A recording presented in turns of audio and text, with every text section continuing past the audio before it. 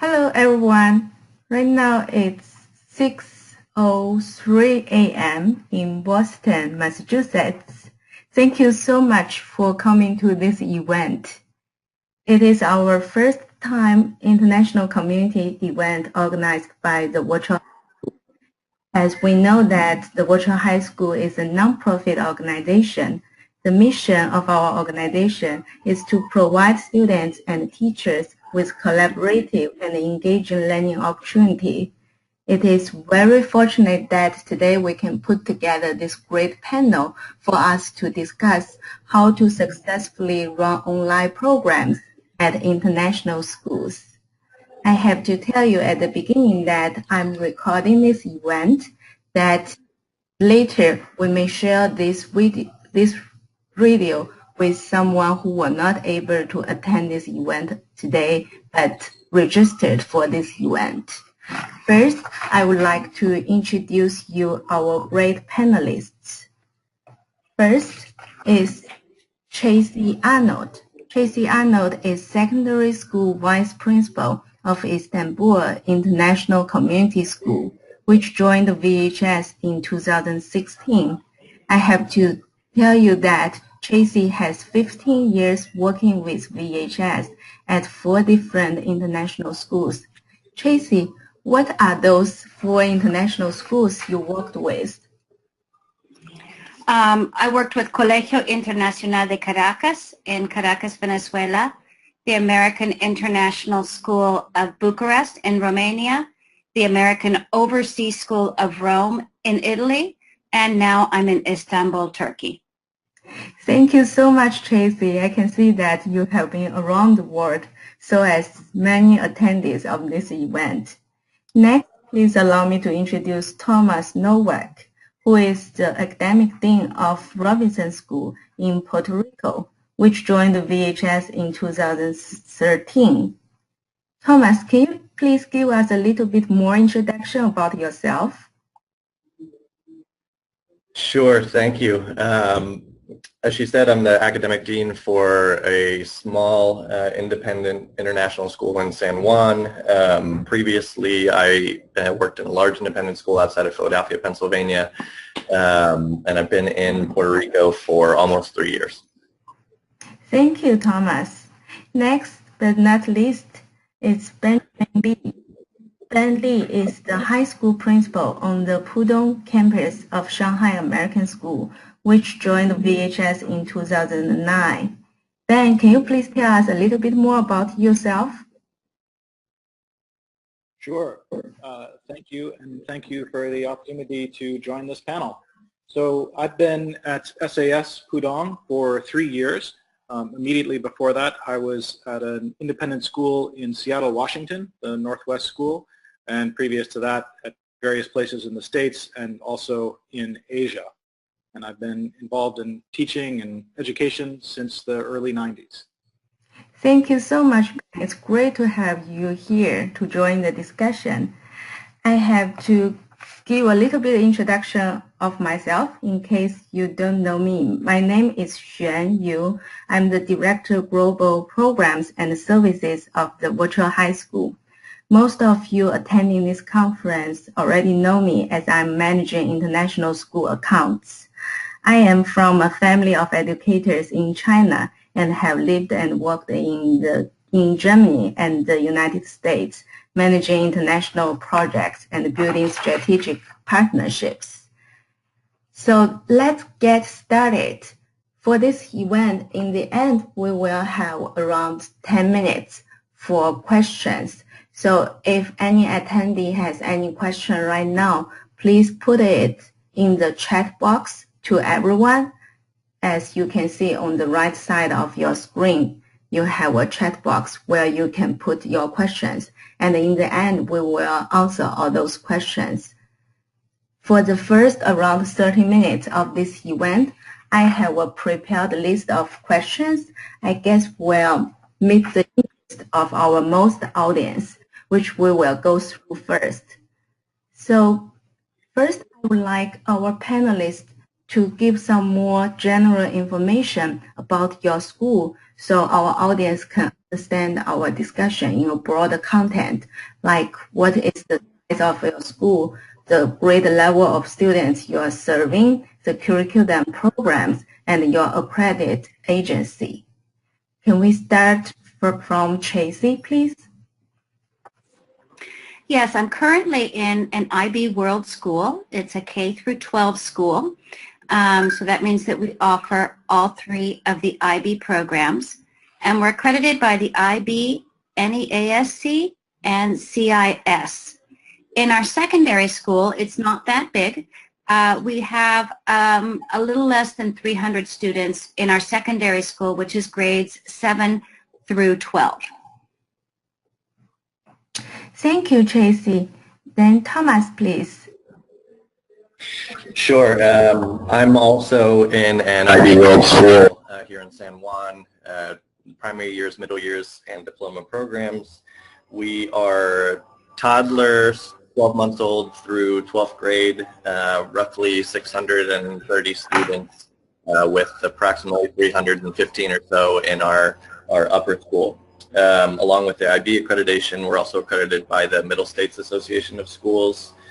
And we, in addition to that, offer college preparatory and AP courses and have a small subsection of our population of students that have particular learning needs.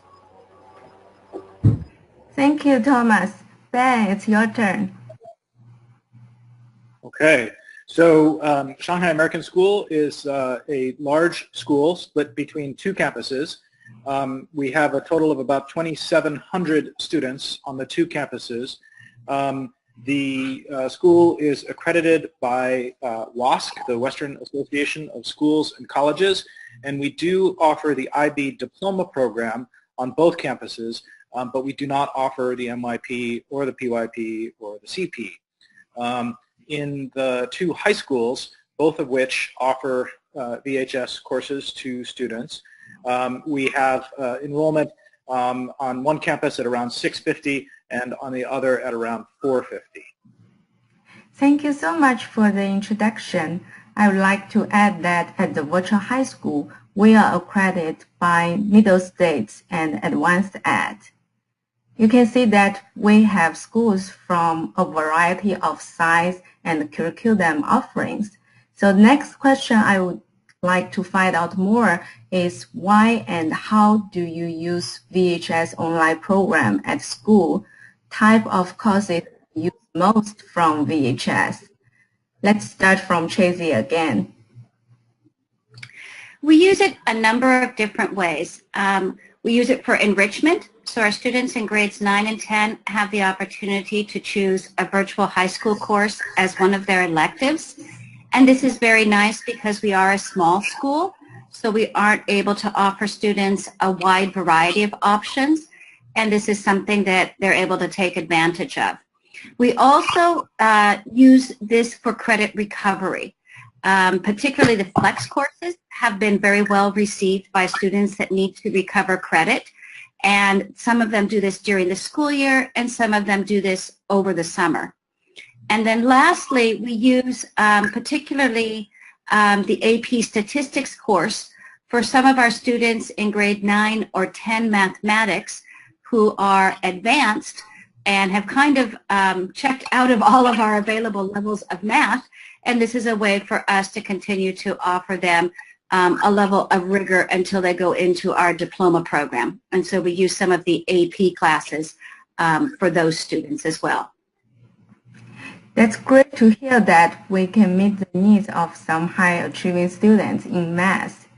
Next, let's hear more about Thomas. Sure. I think we're pretty similar in our usage.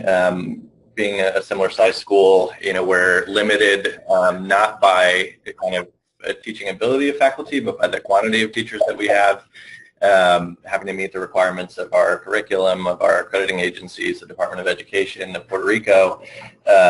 So we've been using VHS primarily as a way to extend the offerings that we can provide to our students. One particular challenge that we've been able to overcome by using VHS is on the admission side of things. We're an open enrollment school, so It's hard to tell at any point in the year whether we're going to get an influx of students, and that makes planning a little bit challenging. But VHS courses have allowed us to really have flexibility with those kids once our schedules are set for the year, and we might have a student that enrolls in October or January in a non-traditional time of the year. Are that all you need? No, we also are offering the opportunities for enrichment for kids. Some students are enrolled in AP and advanced level courses. Really a wide range. Currently, I think we've got some students taking AP Physics and AP Government classes, but then all the way to kind of expand on their elective offerings that they're taking with some screenwriting fundamentals courses, various science courses that we might not be able to offer here at Robinson. So that really, it's kind of an all-purpose tool for us. Thank you so much, Thomas. Ben. So we're somewhat similar. I would say students at SAS will take VHS classes for enrichment, for schedule conflicts that are unresolvable any other way, and for remediation. So even though we are a large school with a diverse offering set, there are some classes that we don't offer, AP Music Theory, AP Art History, and AP French and Spanish. Neither of those are offered by us because our languages are essentially entirely IB at the higher levels. And so students who wish to pursue the AP language track, or AP language and culture track, I should say, we'll do it through the VHS platform. Thank you so much, Ben. I have noticed that both Tracy and Thomas have from IB schools, and from Ben's school they use both IB and AP program. Have you found any conflict with students in IB program? Like, are they comfortable of taking AP courses or courses from VHS? Thomas, what is your experience? Sure. So we, maybe a little bit differently, the DP courses are not our only offering for students in 11th and 12th grade. We also offer the college prep and AP courses. So really what we set out to do was create a truly flexible program where students have a lot of choice and ownership over their academic and learning pathways. So we haven't seen any conflict. What we've tried to do is offer the AP and kind of college preparatory and VHS courses in the subject areas where we don't have higher level DP courses. So we've tried to balance things a little bit that way, but for the most part, with some pretty specific counseling for individual students as they're making choices about their coursework, they've been really happy with their selections. That's great to know. Tracy, how about you? Most of our students are full diploma students, which means that their schedule is pretty much full of IB diploma classes. We do have students who do Pomoya classes, which are an online platform for IB diploma, and they do some courses through there. Otherwise, in grades 11 and 12, the students that are doing virtual high school courses are mostly doing it for remediation or because they are short credits having come from another school, and so they're using it to get extra credits to make sure they meet our graduation requirements. That's great to know. Ben, do you have anything to add? No, I think our situation is pretty similar. Our IB diploma program kids do not generally take VHS classes because they're full up, as Tracy described, and we have not had any particular conflicts of any kind with other kids, so it has worked pretty well for us. Thank you. So next I would like to know that at schools, how do you select students for VHS program? Do you have an idea which kind of students will thrive better in an environment? Do you have any policy in place? Tracy, what's your experience about that? We have a couple different things. So our grade 9 and 10s are allowed to, anybody can request a virtual high school course. And in the school I'm at now, we don't have a formal written policy, but it is always followed up with a one-on-one conversation with me. And they get to sit down and talk with me about why they want to do the course and why they think this is an opportunity that they'll be able to take advantage of. And then I'm going to go in and I'm going to look at their academic record. I'm going to talk to their homeroom teacher. I'm going to double check their level of English proficiency, because we find that is important with a lot of non-native English speakers, that for some of them the demands of an online course all in English are still a bit much. And then for our students that are doing it for credit recovery, we suggest it. But we have found that for those students, the flex courses are much more successful. The week-to-week courses, those are students that typically already struggle with time management and struggle with meeting deadlines and with some of that attention to detail. And we found that the flex courses are a little bit better for them because they tend to work in bursts of energy and then to need some downtime. And that seems to be a better format for students for credit recovery. And that's something that we suggest and we encourage them to do on a one-on-one basis. That's really helpful. Thomas, how about you?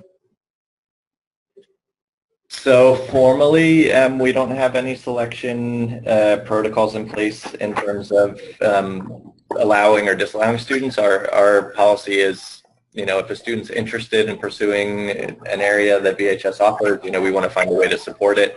But that being said, we do have an academic counseling program where we're meeting with the student, we're meeting with parents, and we really are setting expectations for them in terms of what they're going to have to do in order to successfully complete a VHS course. We provide supports here at school, but certainly the level of independence and the time management skills, as Tracy mentioned, and, kind of their intrinsic motivation to do well is going to be what drives them. But we have currently, I think, 22 students, and our on-site coordinator really works pretty handily one-on-one with them to make sure that they're meeting all their expectations. Thank you. Ben, how do we do it at Shanghai American School? It sounds like we're a little bit of the outlier here because we only allow 11th and 12th graders to take VHS courses.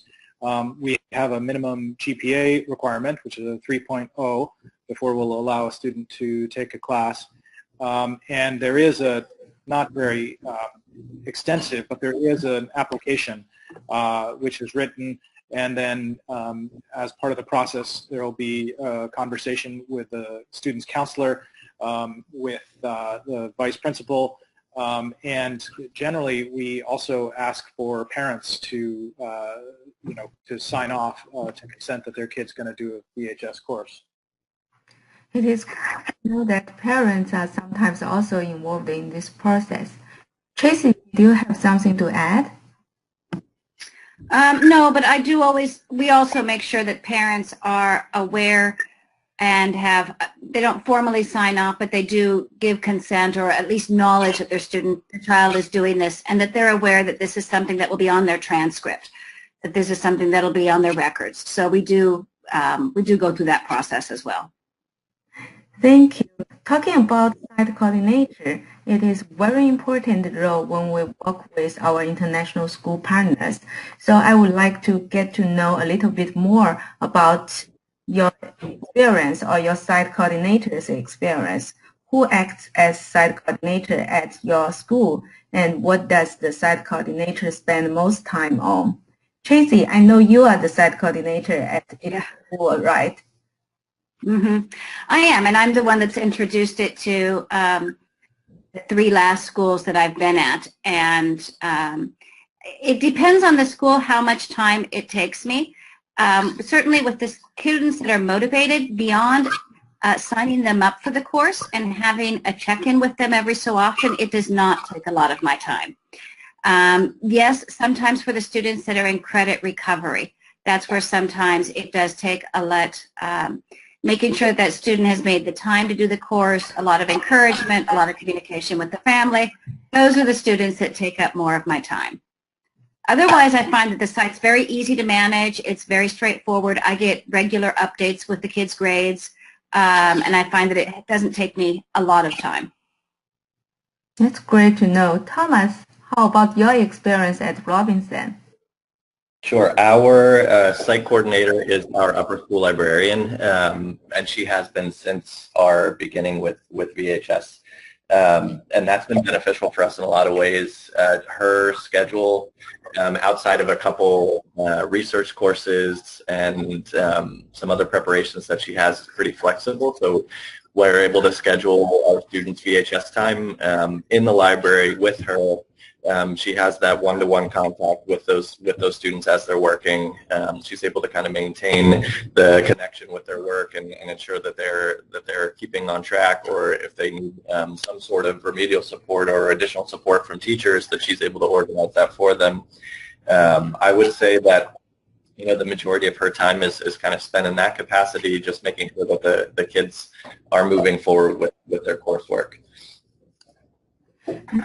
I think the efficiency of the coordinator sometimes can decide whether or not this project is running successfully at the school. And I can see that a school with a very responsive site coordinator can almost predict a successful program at the school. Next, let's hear more about Ben from Shanghai American School. Sure. Our site coordinator is one of our counselors, and I would say similar to Tracy's experience, the bulk of the time is taken up actually on the front end, getting kids signed up and just getting them started. After that, in almost every case, there's very little, maybe a check-in every now and then. If I could, I'd like to go back 1 second to the previous question, just to point out something that may be unique at our school. I don't know, but I think it's worth noting. At our school, part of the reason that we ask for parents to formally sign off on VHS enrollments is that we do sometimes have students who decide to drop a class after the grace period is over, when a fee is still going to be owed. And our school policy is that in that case, a student's family is liable for the cost of the course, which otherwise the school would just pay. And so that's an important thing for us, because we feel like it ensures that the kids and the family have some real literal investment in this course, which is a different experience from what they get every day in our classrooms. Ben, thank you so much for going back to point out that important details, which many schools will find very helpful. Next, let's talk about transcript. How do you report VHS class on your transcript? Do you find it helps with college application for students? Tracy? I've done it in two different ways depending on the school. So in previous schools where we had an A, B, C, D type of a grade, or there's something that corresponded with a percentage, we were able to put the VHS course directly on the transcript. And so it would say VHS, and then it might say creative writing. And then there was something in the key that would indicate that VHS was virtual high school, an online course.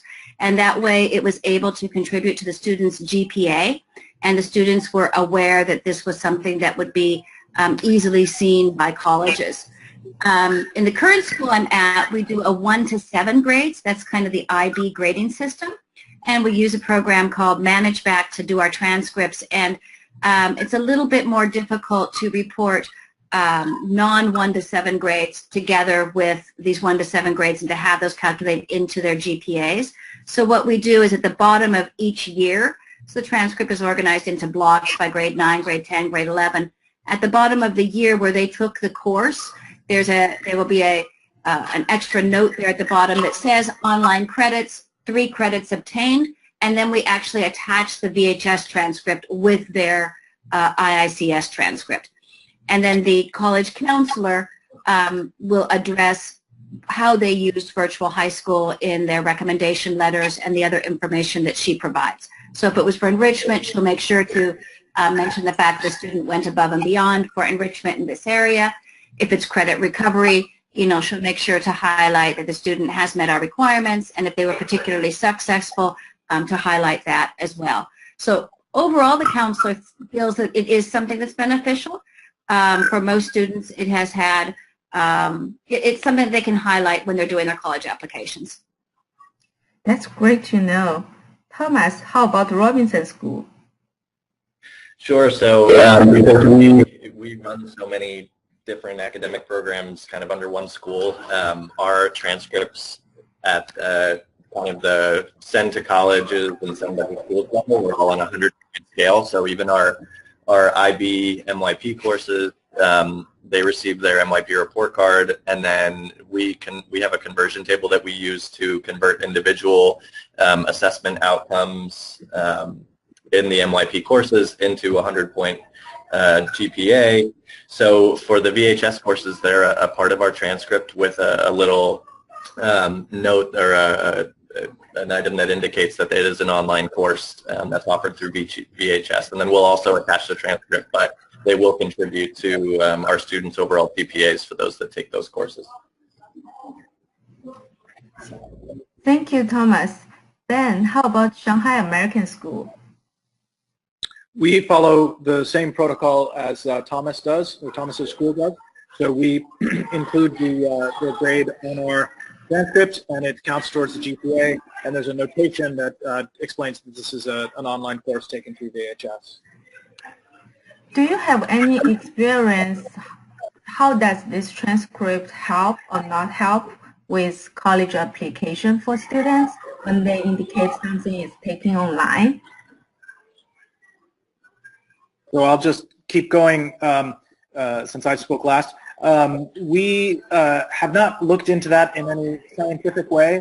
Our college counselors, however, have spoken, informally to a number of their contacts and admissions offices around the country and the world.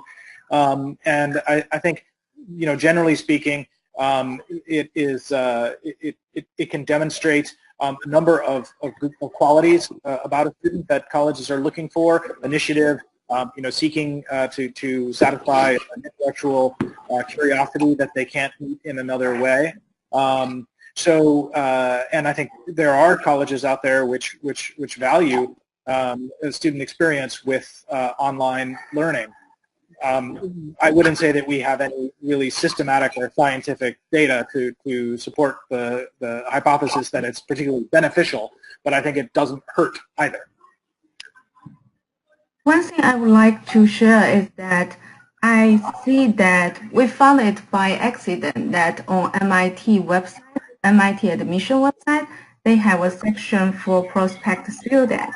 And there they said we encourage students to take the most challenging course in the subject they are interested in.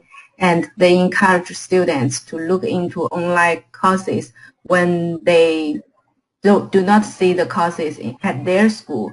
And they also recommend virtual high school in that section. I think that can serve as evidence that some schools are particularly interested. We know that students are spending extra effort to find challenging course for themselves, or the course meets their interest most. Tracy, do you want to add something here? No, not really. Not right now. Okay. So how about we get to the next question. What have you learned through your experience working on online program at school? Did you make any change along the way? I think Tracy, you have most experience with the virtual high school. What about that? I think something that has always surprised me with online learning is who it works for and who it doesn't work as well for, and that those parameters don't always match what we see in other areas of learning. So I've definitely over the years seen students who were not very successful in the classroom, but who really thrived in an online environment. And I've also interestingly seen students who were very successful in the classroom struggle with an online environment. And so that's just something that has really called my attention over the years, and that the importance of making sure that whatever we do have some extra support built in to help students, because sometimes it isn't always clear who will and won't be successful with this type of a learning format. like to know, I think it's kind of like going back to what Thomas said, when they do the selection, they didn't put any measures there, but they're trying to provide the support because it's hard to tell who will do better in an online environment. But anyway, it would be a very essential skills for students in the future to test it out. Thomas, Yes. do you have anything else? Yes, I think one of the things that we learned pretty quickly into our experience was that even though a student might be fully immersed in a distance course or an online course, it's still important to have some sort of local connection to the content area.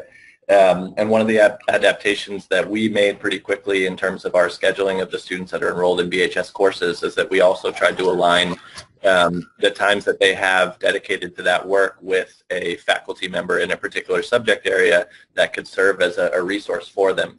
The VHS teachers are certainly an excellent resource, but there's something to be said for having a familiar face here on campus that a student can go and ask a question about a particular math problem to, or can have some additional information related to a science topic that they're doing. So that's we intentionally try and schedule our students and our teachers in that way to again provide them with another level of support. Thank you, Thomas. Ben, how about your experience?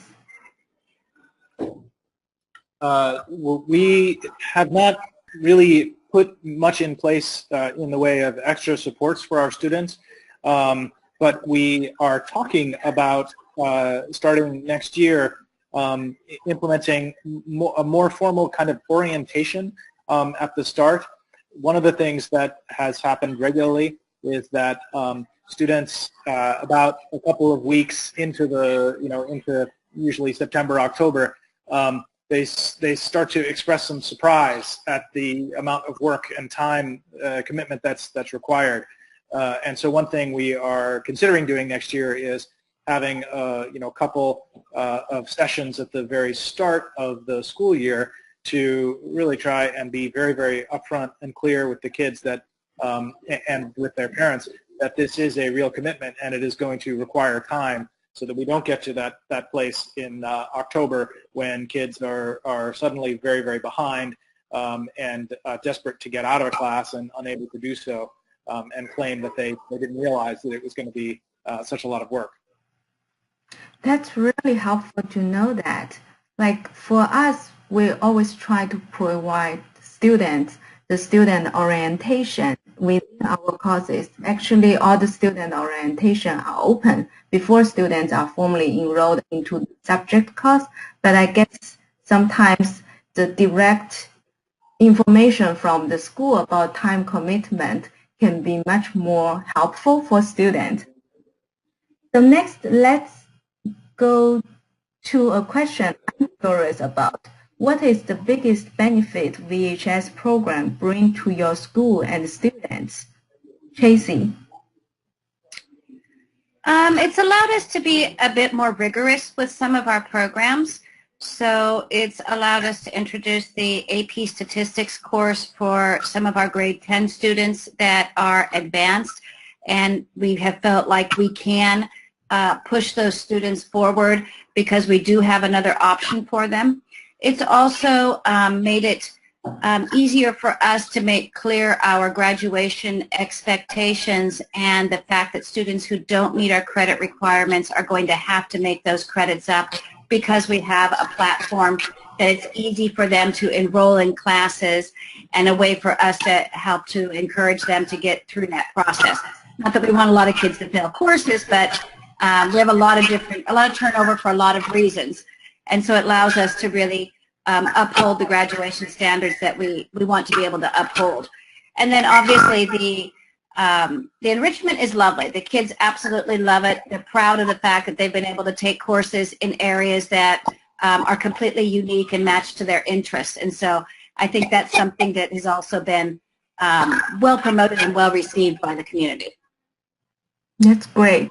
Thomas, what about benefits you have seen so far?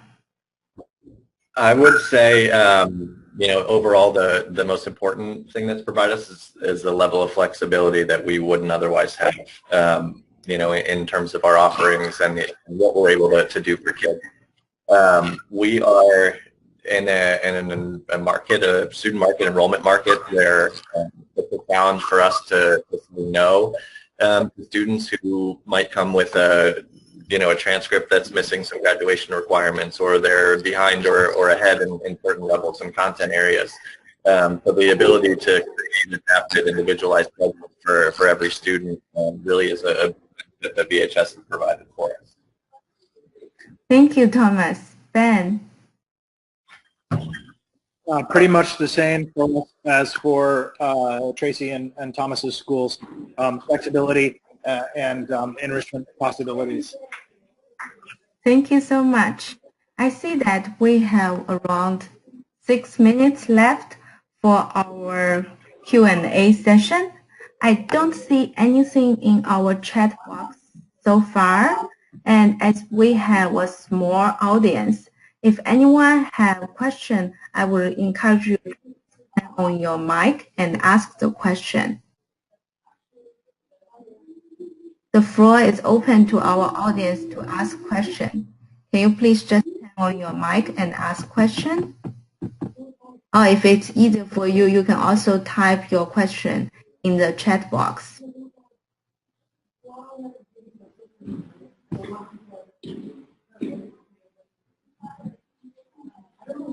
I don't see any questions so far. I guess we covered our interest well through our previous discussion. I have one more question if we don't hear from our audience. I would like to know more about why did your school choose VHS to be your online learning partners? How does VHS compare to other programs considered, used in the past, or are currently using? If yeah.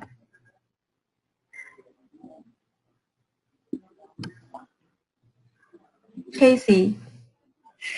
Yeah, we've used University of Nebraska courses before, but we like the variety with virtual high school and the manageability. They're a little bit easier for us to manage with the students. And so we're using virtual high school a lot more now for credit recovery than what they used previously. And I think the key things are that, when the students look at the catalog, they get excited because there's something there for almost anybody that is interested in taking an online course. I think that's one of the key things. And then it is just a very easy program to be able to enroll the kids and to manage their progress, to see how they're doing. And so even though I'm leaving the school next year, I'm very confident that I can work with somebody else to get that person trained up as a site coordinator and to be able to continue with the program. So I think those are the main things that we've looked at. And we have looked at other online platforms as well, but we haven't felt any need to look further. We're happy with what we have right now. That's so great to hear. Thomas, how about your experience? Sure. I guess that it's easiest to say that I inherited VHS when I arrived. The school had already implemented it. It was brought by a former upper school principal of ours. But her experience previous to being here at Robinson working with VHS was a lot of the similar things with Tracy. The ease of use for kids, definitely the communication between VHS, the administrative side and school side, but then also the student to teacher connection was something that she really found valuable and was an easy kind of decision for us. I've worked with other online options at my other school, and that was less of a for credit and more of a interest passion area courses that were being offered, kind of like the open source courses offered online. So VHS definitely is what seems to serve our needs best here at the school. Thank you.